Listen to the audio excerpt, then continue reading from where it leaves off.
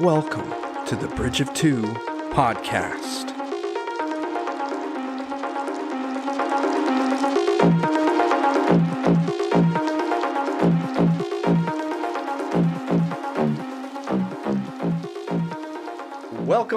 Welcome, ladies and gentlemen, to the Bridge of Two podcast. 3 welcomes this time.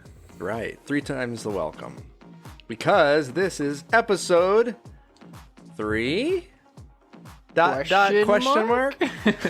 We don't know, maybe? Yes, so we're back on the Bridge of Two podcast. And I'm your host, Josh. And I'm your other host, Jeremiah. All right, our last names remain secrets. The last episode.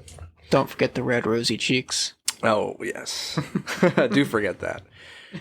So, yeah, welcome to the Bridge of Two podcast. This is where we bridge the sci-fi and fantasy realms we love into a nerdcast of epic proportions. Ooh. Well, welcome back. We are here to talk about what we've been getting into this week as far as sci-fi and fantasy stuff, and got some fun topics to cover. Hopefully, we have some coffee in our mugs. We do. We thought we should share with you. There is coffee. It is Starbucks brand coffee. Hey. That I got from CVS I like Starbucks. 2 hours ago.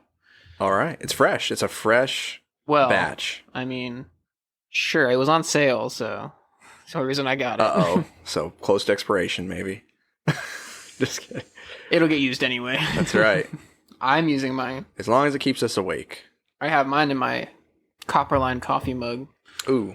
What does that look like? Is that anything to describe on there? White with some black dots and just Copperline coffee. Yes. Yeah. I mean, it could be seen as like the galaxy, but instead of it being black with inverted white stars, it's white with black stars. That's how people that see inverted see the galaxy. Are there people that see inverted? Of course. Anyway, I was going to say it looks like it could be like a gumball. Not a gumball. A jawbreaker. That's what I was thinking. It could be a jawbreaker. That's true. You could definitely break your jaw on it. You could break your jaw on it. That is true. To keep with at least one of us having a Harry Potter mug every single podcast, I have a Ravenclaw mug, and it says wise.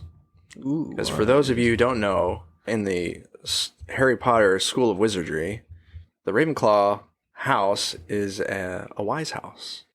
Just real quick. What? I don't think people see inverted colors.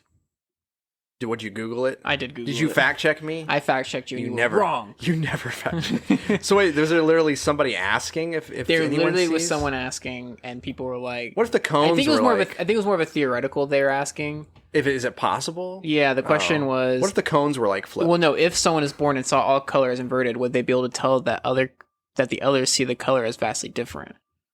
Right. They would be like, "Oh, that's red," and but now that gets into like we wouldn't know what they see is actually inverted red. Whatever, blue. That'd be blue.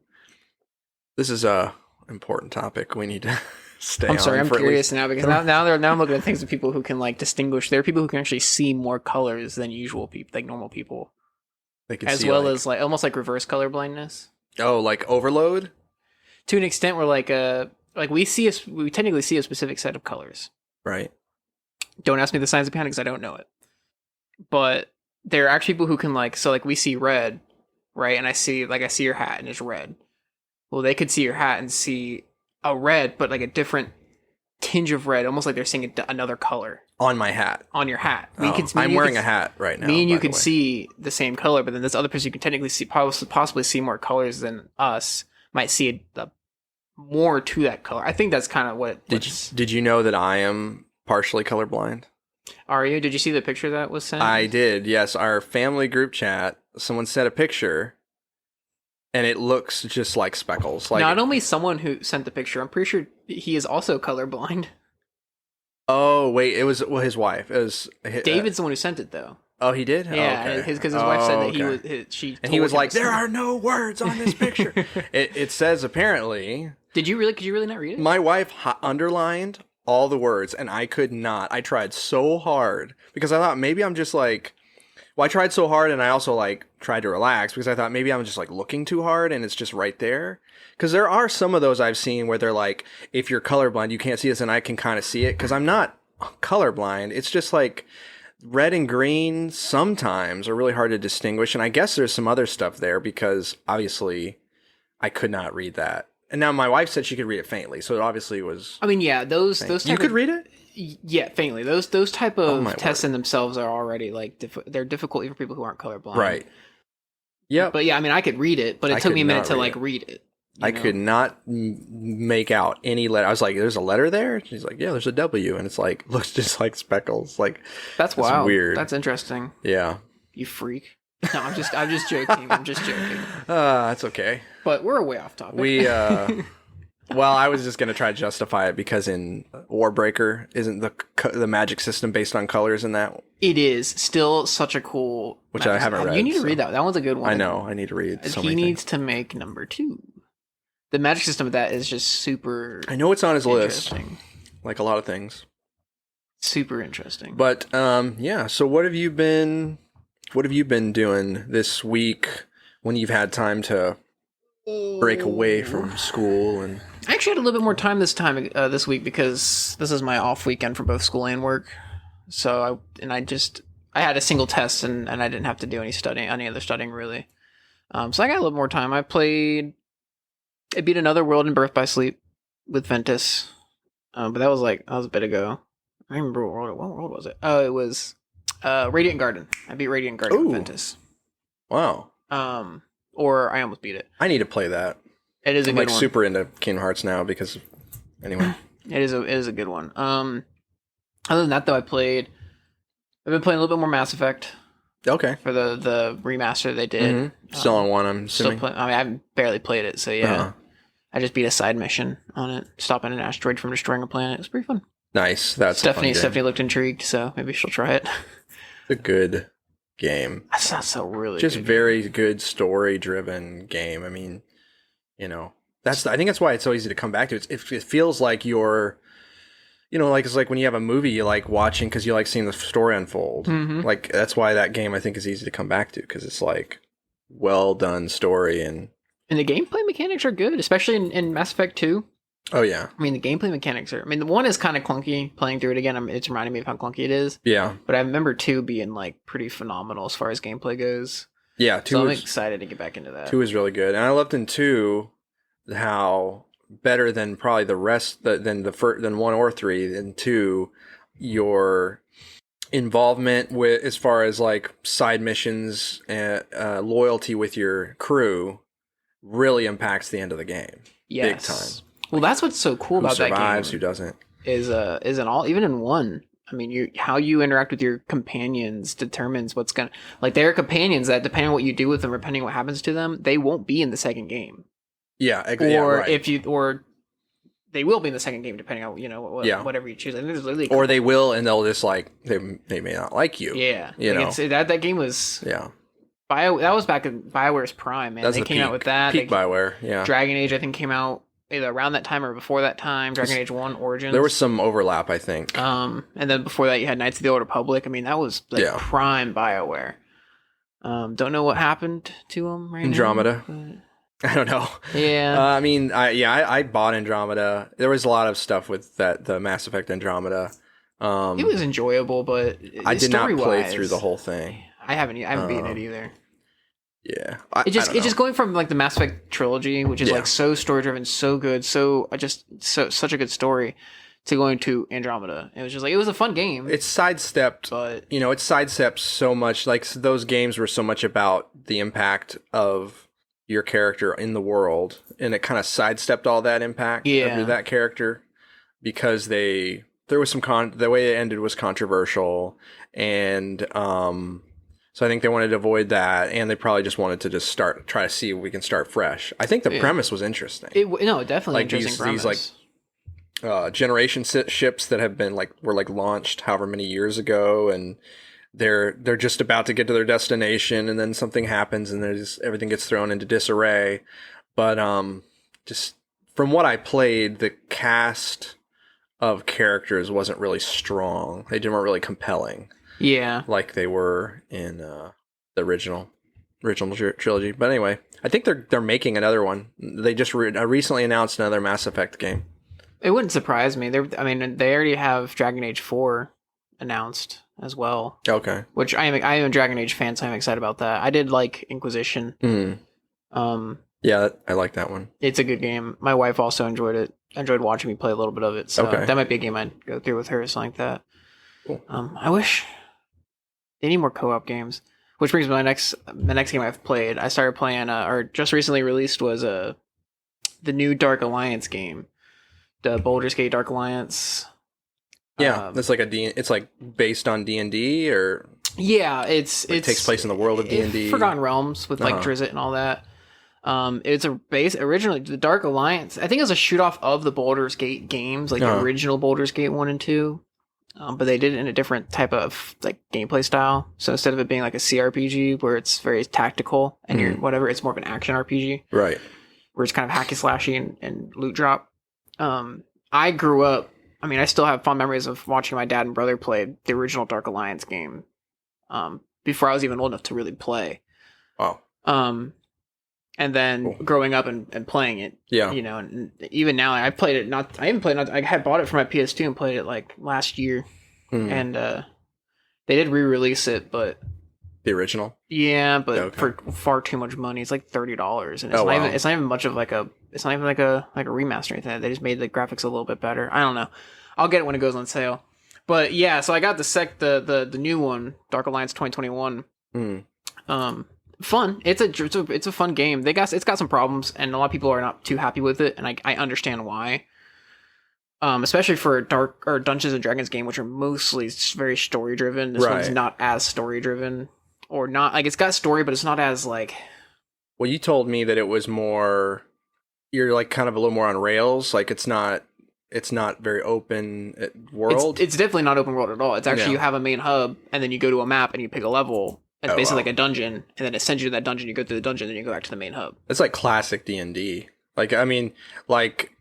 Just something I heard when I was preparing for DMing and stuff was that like D&D used to be literally you start in front of a dungeon and then you just go in the dungeon. Not all the in between, and it wasn't just much about character development and stuff.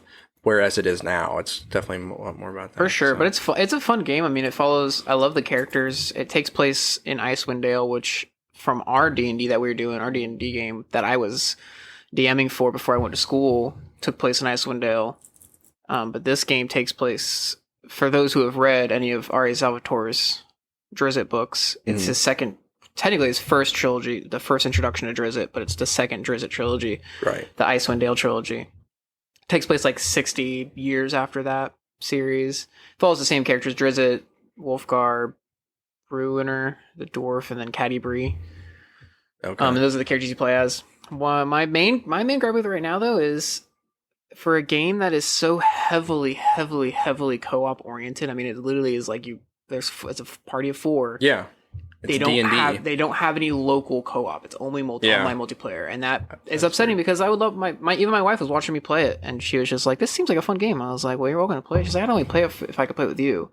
Buy another PlayStation and get another TV, and then network them together, and then boom. I am an EMT. I do not make that much money. Why? It's so simple, Jeremiah. All you have to do. You're right. You could have this. But I should. But yeah, so that's my main complaint. Otherwise it's fun. I'm actually been enjoying it. It's I've only played a few. It's a nice game to, especially right now when I sit on a lot of time, to just kind of come home if I want to relax for a minute, just turn it on. It's like each dungeon can be 30 minutes to an hour depending on what you're doing. Okay. Yeah. Go and defeat one, get some new items, level up, and then be on my way and go do something else. So I've been playing a little bit this weekend. Do you have any cool, like, how in D&D you can get these really random magic items for obscure, then you can use them in creative, obscure ways. Is there anything like that in there, or is it just more combat oriented? Not that I noticed so far. It seems more just combat, more RPG combat. You don't have like a portable hole or whatever it's called. What? There's an item. It's called. I'm sure I'm slightly off on what it's called, but it's like a piece of cloth that you unfold and you can just throw it and it can just make a hole. It'll just be like a hole in the wall. And I think it's called a portable hole. Can you please look it up? That sounds like such a homebrew thing, but I'll look it up. That sounds hilarious. It's in the Dungeon Master's Guide. Oh wow. Okay, well Please look it up because I feel weird. I will just have you know that my character in our D&D game now wants a portable hole. Well, I do plan on distributing some interesting magic items throughout the world. If you guys are, is it there? Portable hole. This fine black cloth, soft as silk, is folded up to the dimensions of a handkerchief. It unfolds into a circular sheet 6 feet in diameter. You can use an action to unfold a portable hole and place it on or against a solid surface, whereupon the portable hole creates an extra dimensional hole 10 feet deep. Wait a minute. So it sounds like sounds like it's not. Listen to this. You can use an action to close the portable hole by taking hold of the edges of the cloth and folding it up. Folding the cloth closes the hole, and any creatures or objects within remain in the extra dimensional space. No matter what's in it, the hole weighs next to nothing. I want one, and I'm kidnapping people in it. It's literally like a purse for. It's literally a purse for like putting people in. I mean, for good purposes. I want one. Okay, I'll try. We'll see. Placing a portable hole inside an extra mental space created by a bag of holding or something like that instantly destroys both items and opens a gate to the astral plane. Yeah, don't go read about the what's it? No, there's a bag of holding and then there's another one. Bag of devouring. That sounds like a mimic in disguise. It's basically a creature and it looks like a bag of holding. I'm not gonna tell you any more about it. I swear if you give us I've been very tempted. There's also there's cursed armor and stuff. So you could be this armor, and it's like the armor actually it gives you some good qualities, but then so you say, oh, I want to be invulnerable to these two types of damage, but then because it's cursed, you'll become vulnerable to the other types of damage you didn't pick. And then even if you take it off, you're still vulnerable to it. There was one cursed items are so interesting. There was one where in one of the podcasts I listened to, not in the DD podcast, they fought a mithril dragon, right? Okay. And they defeated it, and it dropped a piece of mithril armor. Okay. The players almost put it on. They inspected it first. I don't remember. They didn't because of how the DM was wording things. Because the DM was just well, when you look at it, it looks your size. When you look at it, it looks your siise. They're like, this is sketchy. This seems too weird, yeah. But if they had put it on, what would have happened is basically I think they would have maybe had to make a wisdom saving throw or something. I can't remember. But it would have turned into a mithril dragon. So that's what happened. The mithril dragon. It would have turned them into one? Yeah, because the guy, the original owner. Who doesn't want to be a mithril dragon? When you have no mind. Yeah, you have no mind. It actually came up later on in the story. It was pretty interesting, but that was pretty funny. Well, that's the thing about magical items in D&D. You can't tell what they can do in most cases unless you attune them. Mm-hmm. You have to but if you attune it and it's cursed, then you're cursed. Yeah. You get the curse. So, yeah, that's something I want to spend more time with. But magic items are fun. But yeah, so that's pretty much what I've been doing. Okay. I'm going to start doing audiobooks again since I don't have a lot of time to just read. But I want to, there's a lot of books I want to read. Red Rising I didn't realize it was a sci-fi book, but it's a sci-fi book that I want to check out. I listened to a YouTuber talk about it. Mm-hmm. Daniel Green was talking about it the other day. It sounds interesting, so I want to check it out. Plus a couple other books. What I did start today, just because my dad owns it, so I was able to pull it up and listen to it. And I've listened to it a couple different times before, but have you ever heard of the Star Wars radio drama? From the 80s? I think so. I think it aired on a friend of mine from work sent it to me, and I started listening to it. I mean, I didn't get that far into it, but what I heard was really good. And it was like Luke, were you listening to episode 4? Mm-hmm. Luke was he's talking to his friends. They're about to go off and join the academy, right? Yeah, it was produced in 1981. Yes. So I have heard some of that. You've heard it before? Yeah, so I've listened to the whole thing multiple times. Oh, wow. It's 6 hours long. Basically, it's just episode 4, at least the first one. It goes through all 3 movies. But then it starts a little before episode 4, which I thought was cool. Yes, so what's so cool about it is that basically it's just an extended radio drama. Right. So it's a radio dramatization of episode the original one, episode 4, that has episode 5 and 6, but they're not as long. Okay. But of episode 4, and they add more. It's more than just the story. So you have a whole, I think like the first hour and a half takes place before episode 4 starts. Right. In the movies. But yeah, it just adds a lot more. So it's fun. You just think Star Wars is episode 4 is 2 hours and some minutes. This is 6 hours. Yeah. Now there's obviously like an intro to each. It's episodes. Right. So there's an intro to each episode and there's an outro to each episode. So knock out that much time. But other than that, like they're adding a lot. Like you said, there is a whole. I'm on the second episode right now of it, and each episode's about 30 minutes. It's we haven't even gotten to. Yeah, and because it's episodic like that and they're short, it's very easy. It's very easy to listen to because it like pulls you along. And you're like at the end of every section, you're like, oh, what's gonna happen? Yeah, so it's super cool. I would highly recommend, and it's done in like, it's not like an audiobook where like someone's just talking in a the sound effects and everything. Voice. It's like they got sound effects, they got music, they got voice actor. I think the voice acting's great. I think Mark Hamill was literally in it at one point. Maybe. Yeah, radio drama lead cast: Mark Hamill, Anthony Daniels, who also did C-3PO. Oh, is he actually? Billy D. Williams is in it. Is Mark Hamill actually voicing Luke? I think in the first one he is. I don't know about the other ones, but I think in the first one specifically he is actually voicing. Because I was listening to it and I was like, man, this guy sounds like Luke. This guy's doing a really good job. I don't know if it was really Luke or because I listened to a few episodes, so it's possible that they switched over to someone else. But all the voice acting I heard was really good and really very atmospheric. Made it sound like you were there. You know? So it looks like. Just A New Hope and Empire Strikes Back have like Mark Hamill is playing Luke Skywalker. Okay. The Return of the King is switches. Return of the King. Not Return of the King. I'm sorry. Return of the Jedi. Jeez, Return of the Jedi. I mean, same thing. They're the king. Jedi King. Anthony Daniels. He's the original C-3PO, correct? Yeah. Oh yeah. Yeah. He is in all. He's three. in everything. But yeah. Anyway, so yeah, I mean, the episode 4 radio drama is 5 hours and 56 minutes. Okay. So I mean, imagine all that extra stuff. So if you are a Star Wars fan, you never listened to it. Yeah, I mean, give it a go. You're like, it's 13 split up into 13 parts, and it's quality stuff. It's not like, it's. I think the radio drama was. And forgive me if I'm wrong, but I believe it was based on like the script or maybe not the script, the screenplay, whatever it is, whatever the thing is that it's like usually a lot more and then they cut it down and stuff like that. Like that's what the novelizations are usually based on. Yeah, it says. So sometimes there's stuff in the novels that don't make it into the movie because, they cut stuff out of the movie, but it's like basically stuff that is, I don't know if you say canon, but it's stuff that was a part of like George Lucas's intention. Yeah, so it says here, Brian Daly is the writer, and it says Daly adapted the script partly using material from earlier drafts of Lucas scripts and restored several scenes cut from the final draft of the film, as well as adding original new scenes created specifically for the audio version. Okay, so a mixture of that. So like the narrative of the first 2 episodes takes place entirely before the opening scene of the 1977 film. Yep.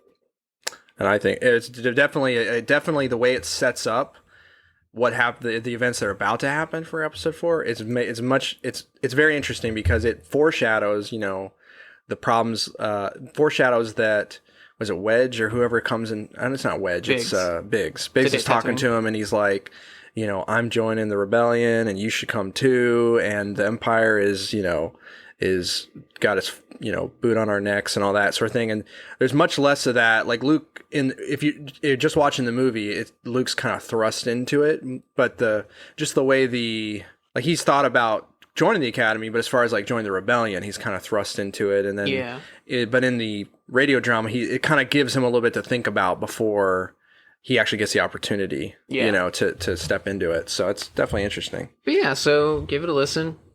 I don't know where you can really find it now. Like I said, my dad had bought it. I had it on YouTube.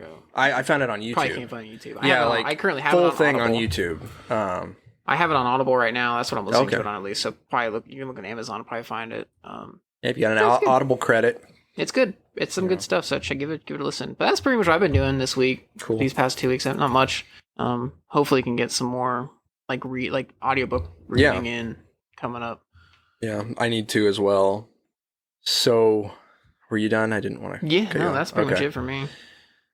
The main thing I have, I am caught up on. We don't have to talk much about the Bad Batch. I'm not caught up on the last 2 episodes. Okay, so I saw not the most recent, but I saw the one before that, and it was good. I'll just say that.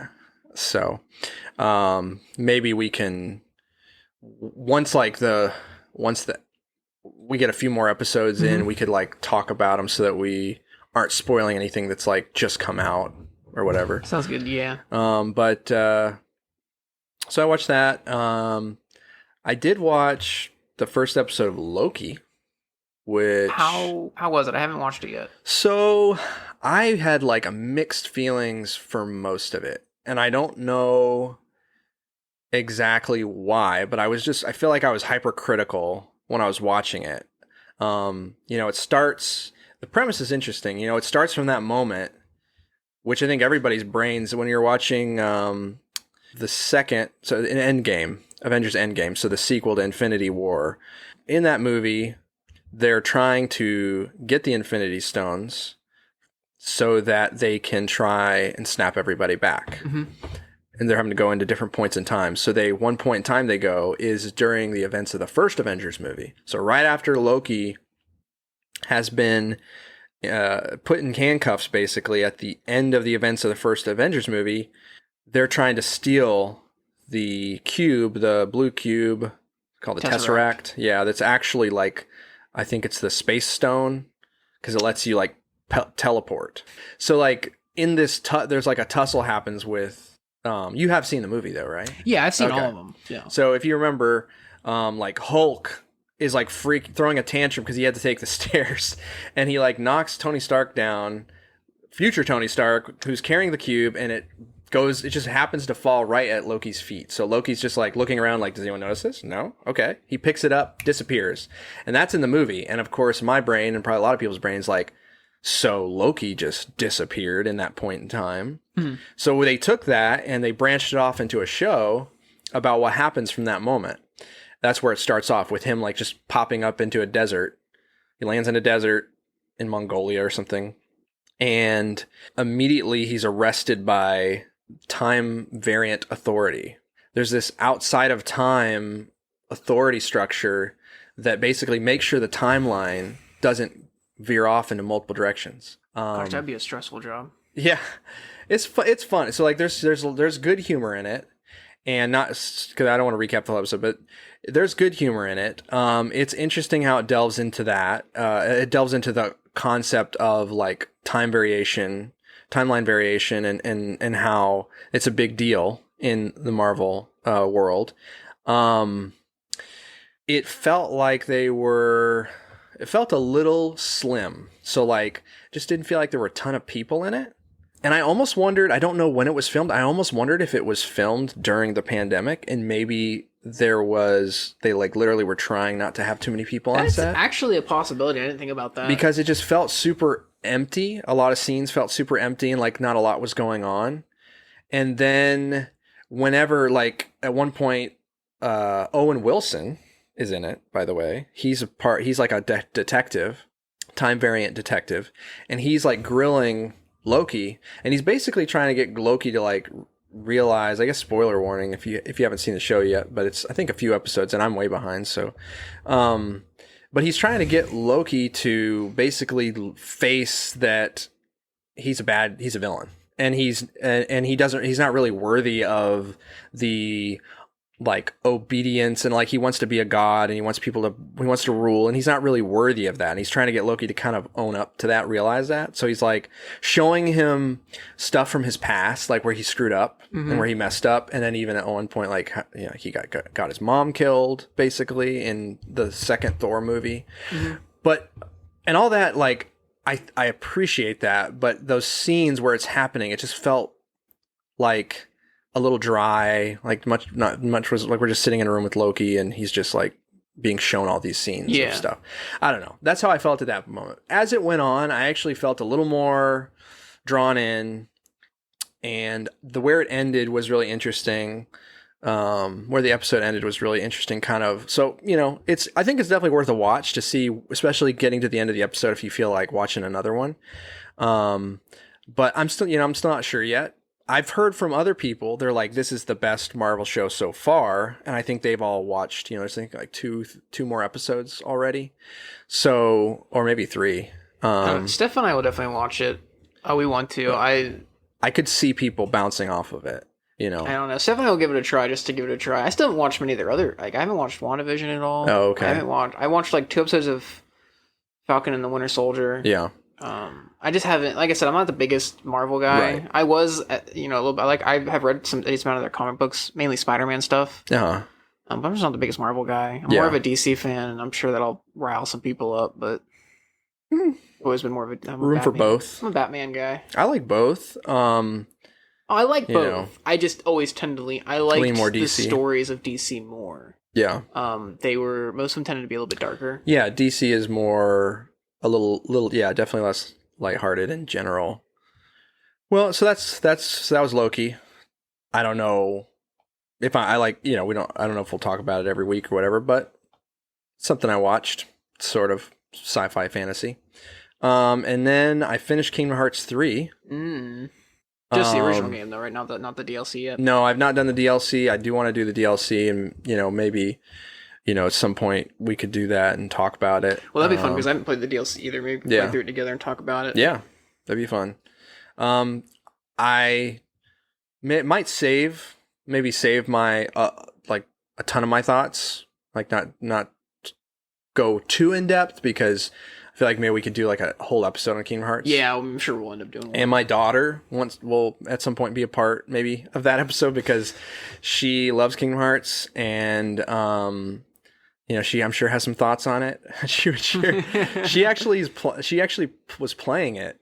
Really? So I was playing yesterday. I was playing because I was like, I found out that if the lucky emblems that like look like Mickey Mouse, and you take pictures of them in the different worlds. I found out that if you find all 90, you just got to find all 90 in the whole game. Only all 90. You'll get Oathbringer. Now, that's awesome. And like Oathbringer, if you have Oathbringer, it gives how the key if you have a different key, it gives you different form changes, and so it'll give you the form change. I don't remember what it was, but I would imagine it's gonna be a nostalgic form change. So I would hope so. I want to get Oathbringer. I want Oblivion's in there too, but you have to beat the game on critical, I think. Sounds like a good challenge. Definitely sounds doable. The final boss fight would probably be brutal on critical. I remember people saying, at least when it first came out, they might have fixed it with updates, but when it first came out, people were actually upset because critical wasn't that hard. I think they adjusted it, or there wasn't a critical. I can't remember which one it was. Yeah, I think you're right. My friend tell me about it. The fact that like it was just he enjoyed the game, but it was a little bit too easy. He's one of those games he likes hard. Yeah, I definitely played it on normal because I'm like, I do want a challenge, but at the same point, whenever you sit down, especially when you're older, you have family stuff. When you sit down to play a game, you want to get somewhere. Yeah. You don't want to just be like banging your head against. You don't want to be playing Dark Souls. Right. Yeah. I'm not. Yeah. Dark Souls is not going to be a game I'm able to play through for a long time.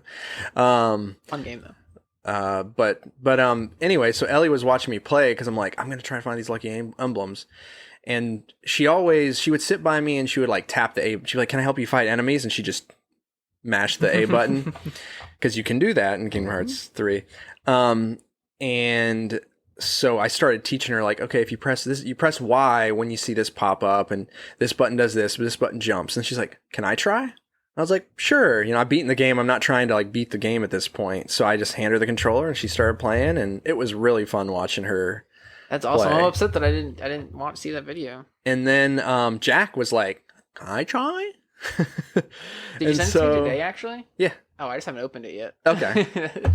But yeah, so then Jack played it a little bit. They're basically running in one direction, and then like he's mashing A whenever enemies come up. But it was really cool. My kids playing. I started playing through Kingdom Hearts when I was, in middle school. Yeah.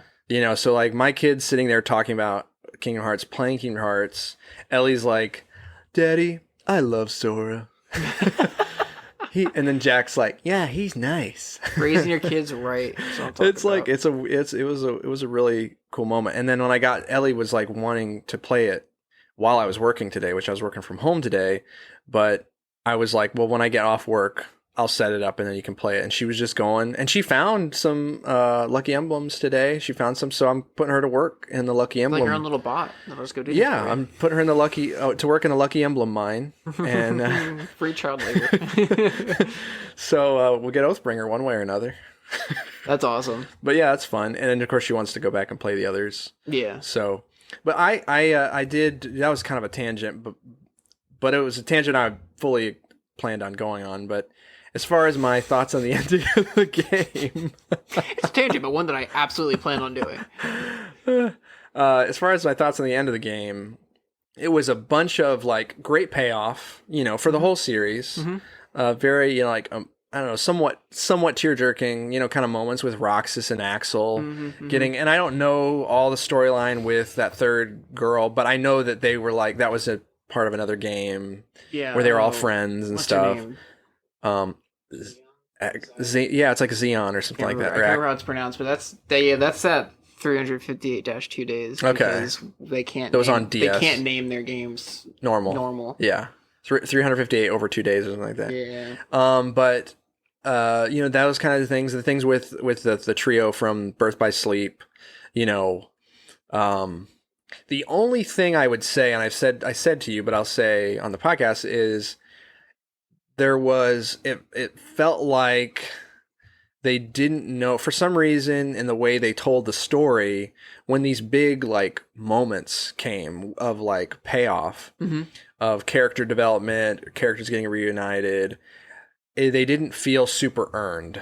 Yeah. In the course of, and now maybe they would have felt more earned if I'd played like Birth by Sleep and stuff, but in the course of in the containment of the Kingdom Hearts 3 story, it didn't feel like the weight of Terra and Aqua and like Sora being invested in those relationships didn't feel, except, I mean, like obviously the stuff with him and Riku and Kairi, that's the strongest stuff because they've been over through all these games. Yeah, that's been a main point in all 3 games. And Sora actually says at one point in the ending of the game, he's like, every time I'm about to like get to be with Kairi, like she gets taken away from me. And that's like literally like what happens in all the games. Like he's literally chasing like Kairi, sometimes Riku and Kairi, but mainly Kairi getting taken, or something happened to her, almost like almost like Princess Peach in Mario. I literally thought of that too. A weird analogy. Like, right. You're Mario. You're not wrong though. Oh my gosh. Now you know how Mario feels. It's a conspiracy theory. Anyway, Sora is Mario. He is Japanese Mario. Mario is already Japanese. No, he's Italian. But isn't Mario a Japanese game? Yes, but he's Italian. Yes, but okay, but it's me, Mario. Is Sora Japanese? I don't know. He's probably Rosharan. He's Destiny. He's Destiny? Destinarian. Oh, from Destiny Islands. Yeah. Maybe maybe he is Rosharan. I feel like he'd fit more in the Scadrial Mistborn world. Want anyway, so I mean, overall, I enjoyed the game a lot. I got really into Kingdom Hearts. Like, it made me really nostalgic for Kingdom Hearts. Makes me want to play the other ones with the kids. I just think maybe the development of it. I know because it was up under development for like a decade. Yeah, so I think that maybe because of that, the story, it made it hard maybe for them to just go back and just overhaul everything multiple times, and made it harder to piece that story. It felt like the whole game was about getting to that last world and all that payoff. And it was like they didn't know how to get there and to leave the breadcrumbs to make you really understand why it was really mattered and important. Yeah, I mean, I liked. But maybe, like, once again, I haven't played a lot of the side games, and you told me that that's a big part of it. I mean, yeah, well, probably. The side games are just such a big part of the story. I mean, you wouldn't even know half the characters if you didn't know the side story, or play the side games to an extent, I mean, you'd have heard about them from the main games, but you wouldn't really know them. Right. Like, you wouldn't know the 3 from Birth by Sleep unless you played Birth by Sleep. You wouldn't have that connection to them. My main issue with Kingdom Hearts that I remember, it's been a bit since I played it, because I played it when it first came out. But my big issue was they took out all of the Final Fantasy. And this will be like I'll talk about for a minute. Is that they took out all the Final Fantasy characters And 1 and 2, they were main characters. I mean, Yeah. they were friends of Sora. They were pretty main characters that had a pretty pivotal point in the story. And in Kingdom Hearts 3, they're not even there. And I feel like, and I think you mentioned this. Yeah, I noticed that the other at the day. end of the game. I was like, that's one thing that's like big gaping hole. Yeah, and you in the mentioned game. you mentioned the other day that like maybe it's because they're adding so many cast already. Right. From like with the 3 from Birth by Sleep and then Roxas and all them and Axel and just adding a lot of people and plus all the Xehanorts and all that. Yeah. But still, it's just like. I actually I specifically remember playing that game being like, oh man, I wish I'd see Leon or Cloud or Right. Aerith or Yuffie or whatever, it's just, and you don't see him, and it's a little slightly disappointing, I mean, it is what it is, and I love all the character, like the main, like the characters like Axel and all them, but it was a little disappointing not seeing them because you've been, for the first 2 games, they were pretty big parts. I love going back and playing Kingdom Hearts 1 and seeing Leon for the first time. Well, that's literally the pitch of Kingdom Hearts is Final Fantasy and Disney. Yeah. I mean, and so, it kind of lost one of the legs of what Kingdom Hearts has been. It seems like maybe, was there Final Fantasy characters in Birth by Sleep? Because I don't remember seeing them, and I kind of feel like maybe they were starting to like drift away from them. No, I don't. There might be one, but I don't know if he's a Final Fantasy character or not. Okay. Otherwise, no. But not like the usual cast or whatever. Like yeah, Cloud but you gotta think it's kind of a prequel too. Birth by Sleep's a prequel. Yeah. So who knows what those characters were up to and doing back then? And it's just like it's just kind of different the side stories too because you're not playing as Sora, right, or Riku or any of them, so you're not you don't have that connection to Leon and all them. Whereas like with Kingdom Hearts 3, like once again through 1 and 2, you have a connection with Leon, with Yuffie and all them, and so you don't have when they're no longer, for some reason they're not there and it's not even mentioned. It's kind of weird. The name of your boat on your ship on Pirates of the Caribbean is Highwind. Interesting, isn't it? What if I didn't name my boat Highwind in Kingdom Hearts 1? Oh, I forgot you could choose your name. Actually, I don't even think. What did you name it? Don't even think. I think Riku's trying to name it Highwind, right? And you name it something else. You're trying to name it something else. And like the pre-made word is Excalibur or something like that. I'm almost certain. I definitely named it Highwind, and maybe I named it Highwind because I was playing through Final Fantasy Now your 7? gummy ship is the first gummy ship you. Oh, the gummy ship. Oh, I was talking about like the raft you make on Destiny Island. Oh no! I was thinking of the gummy ship. Oh yeah, the first gummy ship. Like that was like and I mean like your gummy ship, but that's like a reference to. Because like gummy ships were in Kingdom Hearts 1, you went to Sid for your gummy ship. You still have gummy ships in Kingdom Hearts 3, but there's no Sid, and they're still called the Highwind, but there's no Sid. And then you named your ship. So that made me think of. I think that's why I thought of the Final Fantasy characters is because when you get your Keyblade from Pirates of the Caribbean, when you form change, the form change is called Highwind, and I was like, oh yeah. Huh, I didn't notice Final that. Fantasy characters like aren't in here. Because in Final Fantasy 7, your airship you get is called the Highwind that Sid flies. That's kind of the reference there. But anyway, so some Kingdom Hearts 3 thoughts. Yeah, I'm sure we'll have a lot more to say on that. But we could sit here for hours talking about it, so we'll save it for later. Cool. Well, you ready to we're gonna take a small little break? Take a break, and we're going to try something when we get back. Yes, we'll find out when we get back. Stick around. And we're back with... What do we got here, Jeremiah? We got ourselves some from Ingle Brewery banana bread beer. It was a malt beverage brewed with bananas and with banana flavor added. Saw it today, was super curious. We had to try it. So the image we got here is a banana that's been peeled open, and out of it is coming a beer. Exactly. So it's for your visualization of what we're drinking. Here, I'll read. This says, fresh bananas pack a whole bunch of aromas, while rich, malty hops deliver a seriously fruity flavor, all perfectly balanced by a masterful blend. Malt beverage brewed with bananas and banana flavor added. Banana flavor added. So open it up and let's try it. They didn't just blend a banana in?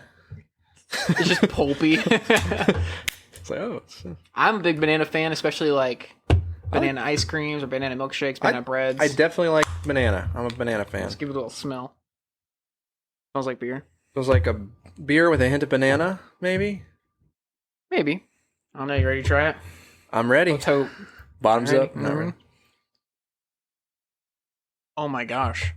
Huh. That is interesting. I think it's delightful. I think we say interesting a lot. I think that's why I used the word delightful. It's just splendid. It has that. It's not really like a beer. You normally is a really kind of hard like hitting, acidic almost taste immediately, and this is like very light, very easy. Yeah, and then you get the banana really, really. Yeah, it strong. tastes kind of like if you had like a banana milkshake with like the vanilla flavoring instead of real bananas. It's good. I think it's good. It's a little bit weird. I feel like my senses are a little like weirded out by the sensation on my tongue. Coming from a banana flavor, like the carbonation on it's like the edges of my tongue, like the carbonation. It feels weird on, but it definitely is kind of what you hope when you're like something flavored beer. You hope that it will taste, like the thing it says it's going to taste like. Not the most amazing thing in the world, but I mean, I would drink it again. And I'm glad because I have a 6-pack in the fridge. Yeah, you better. It's definitely not nasty. No, not at all. It's decent. Get your banana bread beer from Eagle Brewery today. This is not sponsored. Unless you want to sponsor us. Yeah, Eagle Brewery. If you work out a deal, we might drink another one of your beers. Maybe the apple bread beer. Apple bread. Apple pie beer. Apple pie beer. There you go. That sounds Ooh, Caleb brought that apple pie moonshine. Yes. Last time we played D&D, that was pretty good. Y'all. That was strong, but it was good. It was, yeah. But we all handled it responsibly. Absolutely not. Of course we did. We're all adults here. Right. Sometimes, I mean, we're adults. Adults are always responsible. Yeah. That's what it means to be an adult. Anyway. We're good at being adults. All right. So, what do you have on your mind, Jeremiah, that you'd like to talk about? Well, as we all know, I've been slowly making my way through Rhythm of War. And by slowly, I mean very slowly. Rhythm of War. What is that? The 4th book in the Brandon Sanderson Stormlight Archive. That you all should have read by now. Yeah, don't be like me. Don't go to school. Just read Brandon Sanderson. Don't better yourself. But yeah, so I've been reading that. And so I just got to the end of Act 2. I think it was Act 2. What happens? What happens there? I don't know if I want to spoil it. Okay. That's fine. What should we talk about? Well, it's I'm trying to Die Hard and Urithiru. That's what happened. Yeah. As Josh so aptly described it. Anyway, I was reading, and it is a section where, if anybody knows Kaladin, he's got an interesting view. Oh, okay. On everything, he grew up as a surgeon. He grew up as a surgeon's son and grew up learning surgery, and he kind of almost in a sense became when he became a soldier almost like a combat medic. He knew how to heal, but he also was willing to inflict damage on someone to protect those. He's very much the philosophy of sometimes you need to hurt someone else to protect the good people or your friends or your family. But then you have his father, who is full-on surgeon. And he has a very different philosophy. Right. He believes very much, and it is very pointedly point out in this book. He believes a lot that you should not fight, even if you are being attacked. It's almost the vibe that you get from him, almost to the point of saying it. He very much disagrees with Kaladin. He says, as surgeons, we should never cause harm; we should only fix harm. Yeah. And so just as I've been reading it, it specifically came up in that last chapter of Act 2. And let me see if I can find it real quick. This part that kind of hit my head. It says Liren stopped in the hallway. I thought we discussed this already, son. He said, and Kaladin says, "You think I can ignore the fact that the enemy has conquered my home?" Kaladin said, "You think you can just turn me into a good, well-behaved slave like?" Liren goes, "Like me?" Liren asked with a sigh. His eyes flicked up, likely noting the brands on Kaladin's forehead, mostly covered by his hair. What would have happened, son, if instead of trying so hard to escape all those years, you'd instead proven yourself to your masters? What if you'd shown them you could heal instead of kill? How much misery would you have saved the world if you'd used your talents instead of your fists? You're telling me to be a good slave and do what I'm told? I'm telling you to think, his father snapped. I'm telling you that if you want to change the world, you have to stop being part of the problem. Liren calmed himself with obvious difficulty, making fists and breathing deeply. Son, think about what all those years spent fighting did to you, how they broke you. Kaladin looked away, not trusting himself to answer. Now, Liren said, think about these last few weeks, how good it felt to be helping for once. There is more than one way to help. And your nightmares, Liren asked, the cold sweats, the times where your mind numbs, was that caused by my kind of help or your kind? Son, our mandate is to find those who are hurt, then see them cared for. We can do that even if the enemy has conquered us. Yeah. So yeah, I don't know, just reading that's that a perspective, and it pops up a lot so far in these last 2 acts between Kaladin and Liren. Liren is Kaladin's father. And it just kind of got me thinking, because I've had conversations like that with people. I at one point wanted to go into the military, wanted to do specifically pararescue, which for those who know is basically special forces, but they're also their main focus is actually search and rescue, as well as their combat medics. So very much similar to Kaladin, the soldier on top of the healer. Mm-hmm. And there are people that disagree with that. There are people that believe that if you're a healer, you should only heal. A good example of this in history is the guy from Hacksaw Ridge. Yeah. Who was a conscientious objector. Pull up his name. Conscientious objector, did not want to take up arms, but still wanted to be in the war because he felt like he could do good by healing. Yeah, he wanted to, he wanted to, his name was Desmond Doss, Desmond T. Doss, and he didn't want to say, I'm a conscientious objector, and so don't send me to war. He said, I want to serve, I want to help, and I believe I can help by being a medic. Just don't make me carry a gun. Yeah, exactly. Because that's just he didn't want that temptation in his hands, basically.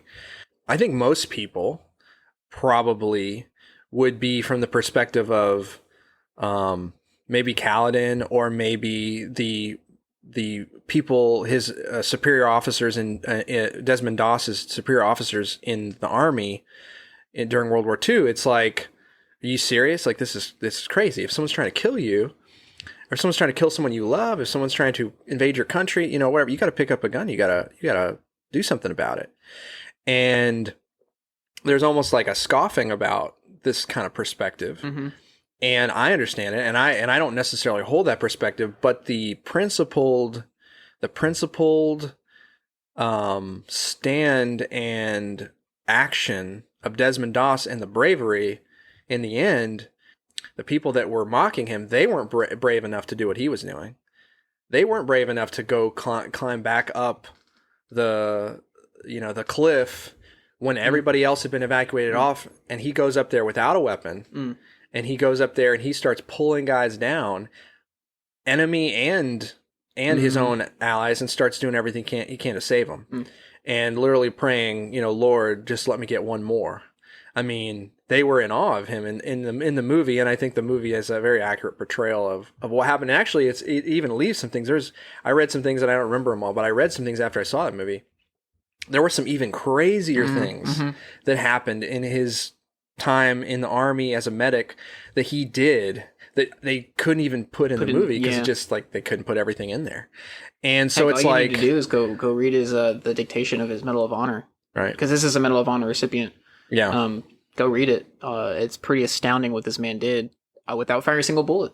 Yeah. And that's the thing about Desmond Doss too, compared to, like, say, Liren, is they kind of hold to a similar viewpoint in the sense of, like, I don't want to cause any more harm. I am a healer and I should be a healer. Yeah. But Desmond didn't ignore the fact that evil still exists in the world. Sometimes I get the vibe from Liren that he's just like, whether they're my slave or they're my master or they're not, or they're an enemy or not, it doesn't matter to me as long as I just do whatever. Yeah. No, Desmond Doss was very adamant on being like, no, I think this is evil and this is wrong. I just don't want to perpetuate that evil by killing more people. Yeah. But he still had the courage to go out there and fight on the side of, the Americans and on the right. He didn't say, I'm not going to pick a side, which is kind of where Liren was. Which is where Liren kind of seems to be at. I think for Liren, some of that perspective comes from a very, realistic survival that he's had. I mean, Liren grew up, or, existed in this class-based system in this fantasy world, Roshar, where the color of your eyes determine your rank in society.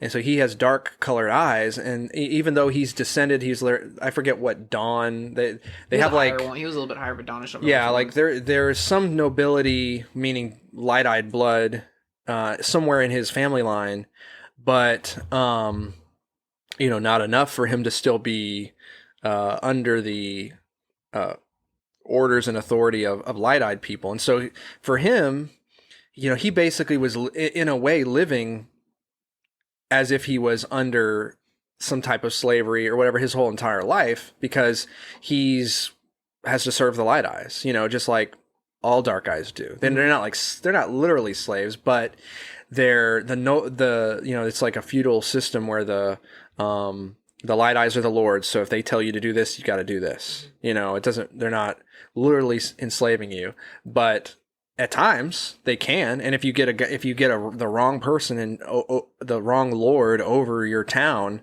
then like they did eventually. Mm-hmm. But the way he chose and the way he was able to figure out how to survive that was not taking sides and just saying, I just want to help. I just want to put people back together. I want to help. I don't care if you're a light eyes and you're horrible to me. I will, operate on your children.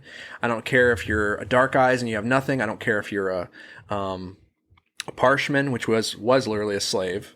And so that's because he had survived that way. It was like, I'm surviving. I'm also not doing anything dishonorable or killing anyone. So it just seemed to him, if I have to survive, if there's nothing I can really do to change this system and make it better, at least I can do something that's not a part of the badness of the system. And so that's where he was at. Yeah. And I mean, to an extent, I understand the thought process of, because like he was very, he's very big on, I'm just, whoever comes to me, whether they're good or bad, I'm going to heal them. Mm. And as someone who works in the medical field as an EMT right now, we're going to be a paramedic.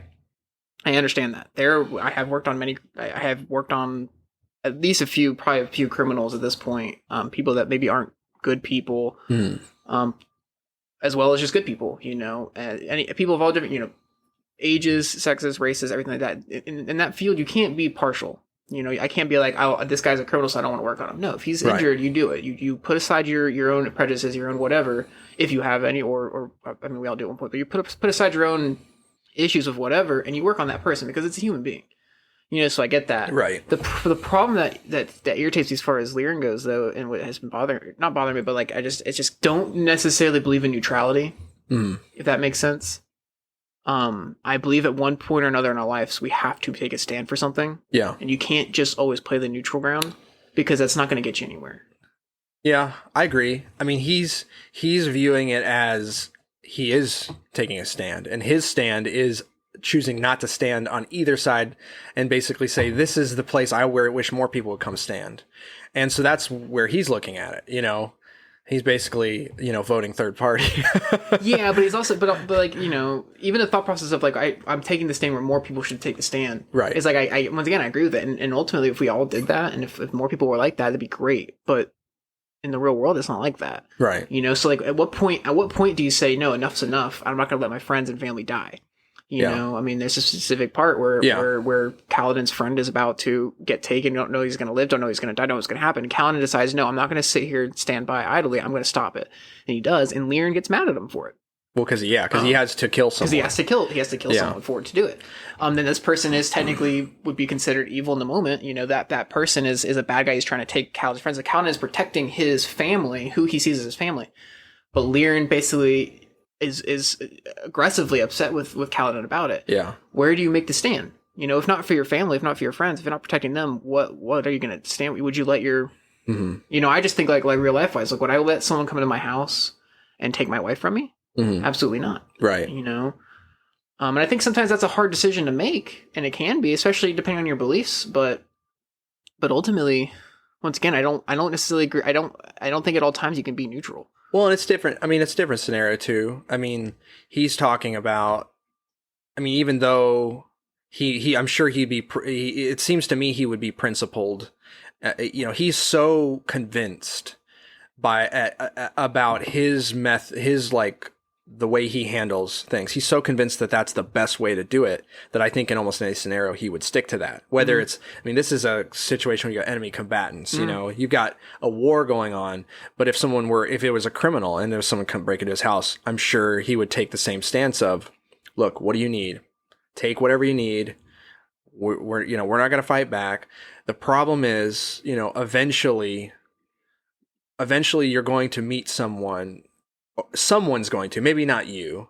You know, it's possible for someone to go about their life and maybe not encounter this type of person, but eventually you're going to meet someone who does mean malice and harm. And it doesn't matter that you're willing to operate on them. It doesn't matter you're willing to help them because they're injured or whatever.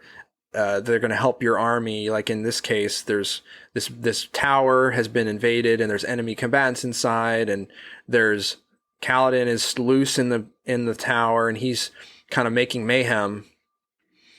Well, Kaladin was making mayhem. He kind of stopped. Okay. Well, actually, no. He never actually made. Now I think about it, he didn't actually make mayhem. He actually listened. His father basically talked him out of it because Kaladin was getting ready to fight back, and his father was like, "What do you expect to do? You're one person. Right. This isn't the right way. We stay calm. We go from there." And I think that was Lyra's way of trying to calm Kaladin down. Ultimately, he got pushed to the window because once again, Kaladin's friend was about to be taken, and that pushed Kaladin to the edge of making a decision of, do I sit here and watch idly as they take my friend, or do I stand up and fight? Yeah. And ultimately, Kaladin made the decision that his heart led him to. And I don't know if I could fault him for making that decision. Yeah. I'd probably, depending on the situation, make the same decision. You know. Yeah. It just depends. Well, it definitely raises a good question, and I think that that question is addressed in, what happens in the course of the book. I do think addresses that question in interesting ways. Of there's some validity to Lyran's point of view for sure. There's also, I think, definitely a point where you have to realize that you have to decide, what you believe, what you're going to trust, and what you can live with. I mean, and for Liran, he could live with the possibility. He could live with the possibility that they do mean harm and that they will harm Teft. Like Kaladin's friend, he could live with that possibility because of this principle, and because he feels like it would be violating something so serious and so much worse if he were to violate that principle. That's just where Liran is. And then whereas Kaladin, he has a different set of principles. I mean, literally, he has sworn an oath. I will protect those who cannot protect themselves. And what that means, surely, that means you can be a surgeon and you can operate on people, but it also means if they're viewing, they view the Knights Radiant, Teft is a Knights Radiant, they view him as an enemy combatant. And so they're not going to let Kaladin watch over him and work on him. And so Kaladin, makes that decision. And it's definitely a very interesting pull between Liran and Kaladin, and it's definitely interesting how Brandon Sanderson let those different viewpoints come to a head in the book and with the situation that's going on. So yeah, it's definitely interesting. It definitely brings begs the thought. There's a lot to think about on that topic, even in real world understanding. I don't know. Just reading it, it had me thinking.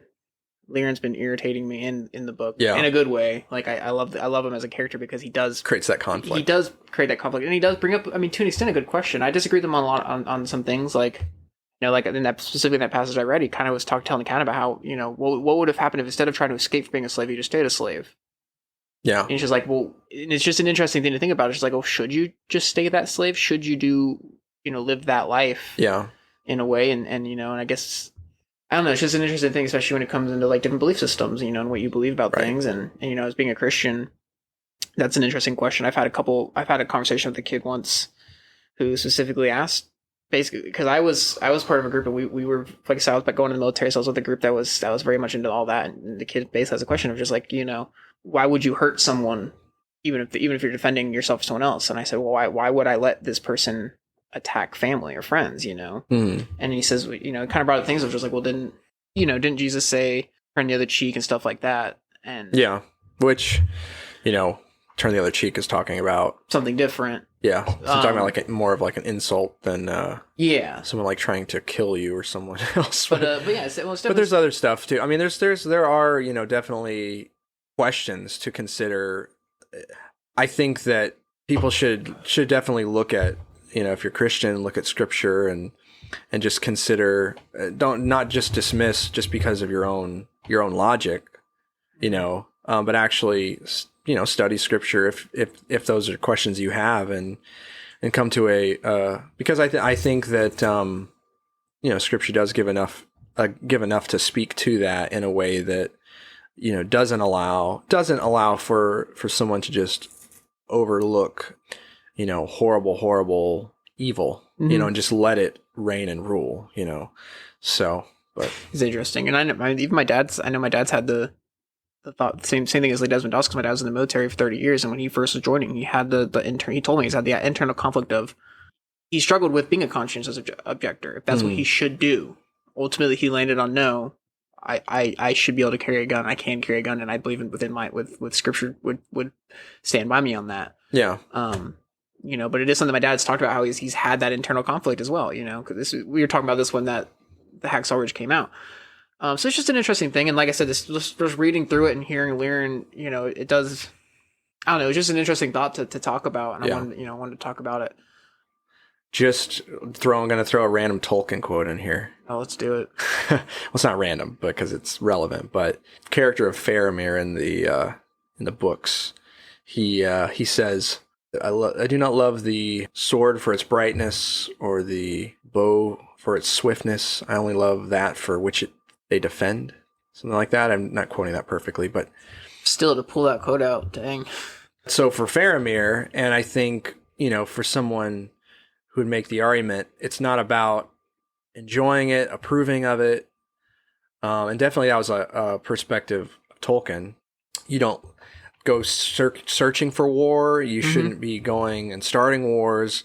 But when you're talking about defensive wars, when you're talking about defending the innocent, and a very, you know, chivalric medieval concept of knights, you know, defending the innocent and all that, that it's not about, you know, I love that what this sword can do, the damage it can do, or I can love how, you know, this arrow, what I can do with a bow and arrow, how I can really do damage with a bow and arrow, but it's about the things that those actions are defending, you know, the people that they're saving, you know. So that was you know, I just think that's maybe a relevant other fantasy perspective. Well, it's definitely a good quote, and I mean, I think ultimately, if you are in the situation where you've come to enjoy the act of fighting and or killing or something like that, even if it started out with in technically a righteous way of protection, but you've come to enjoy it, you've lost the point.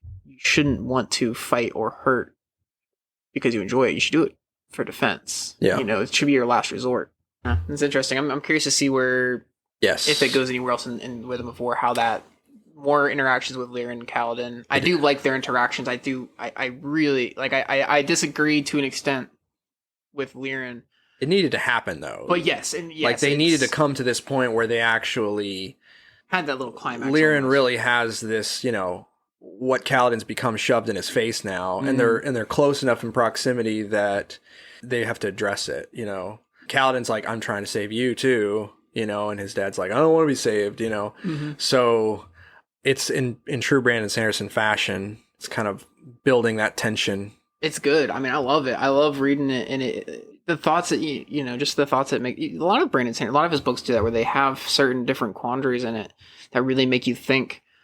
And I think that's why he's such a good writer, and I love that he uses fantasy to speak it. He literally has a quote in Way of Kings. Wit says that a storyteller is not supposed to tell you what to think, but give you questions to ponder. Huh. So that literally was him, like, kind of tipping his hand for what he does when he writes, is trying to. I have just deduced that Brandon Sanderson is Wit. Literally. Wit is real. Wit is just telling all the stories that he is. Right. Brandon Sanderson is Wit, and he's telling all the right now, writing down all the stories. Like, Wit is more real than Brandon Sanderson. I believe it. Has anyone ever seen Wit and Brandon Sanderson in the same room together? I don't think so. I do not think so. So when Brandon Sanderson is writing, he disappears into the book. He lives the stories. And the words just appear on the page as Wit is telling them. Anyway. Oh, Wit's such a cool character. We're gonna have to have a whole episode specifically on Wit. Yes. He's a witty character. All right, well, I think, should we leave it there? Yeah. Tune in next time, and we'll discuss some more fantasy sci-fi stuff. And we are officially, as of this episode, our first episode is live. Yes. We flipped the switch. It's finally done. Yep. Hopefully people enjoy it. I hope you guys do. Come check it out. We do have an Instagram, bridge_of_2 spelled out. TWO. And bridgeof2@gmail.com. Send us if you have things you'd like to hear us talk about. Questions. We will not tell you our last names. If you have disagreements, if you are very upset by something we said, please let us know, and maybe we'll mention it. Or not. Or not. Or maybe we will. Yeah, you can check out bridgeof2.com as well. That will just take you to our podcast page that has like links to all the different platforms we're on, so you can get to them from there. And there'll be the episodes as they air will be on that page. So yeah, subscribe where you get your podcasts, and Apple Podcasts, Spotify, Amazon Music, YouTube. We have a YouTube channel. Have you launched that yet? Yep. It has been launched. I couldn't find it earlier, so. Well, yeah, something about, I think I Googled this actually, because I was like, if I type in Bridge of Two, I can't find the channel. Yeah, I typed it in and it gave me a video about bridges. Yeah, that's the thing about naming it Bridge 2. It's a lot of bridge videos, but I think that, I think part of it is because it's a new channel, that it's not as indexed or something like that. Understandably. Something technological. But if you search the name of the episodes, those actually come up a lot better. So like the first episode is A Far, Far Away Bridge. So if you type that into YouTube, you should be able to find our first episode. If that's the only way you can if that's the only way you can get the episode, then definitely do it. But otherwise, it'll probably be easier to find us on a podcast service like Apple or Spotify. Those come up pretty good from what I remember. All right, well, this has been Bridge of Two. A Far, Far Away Bridge.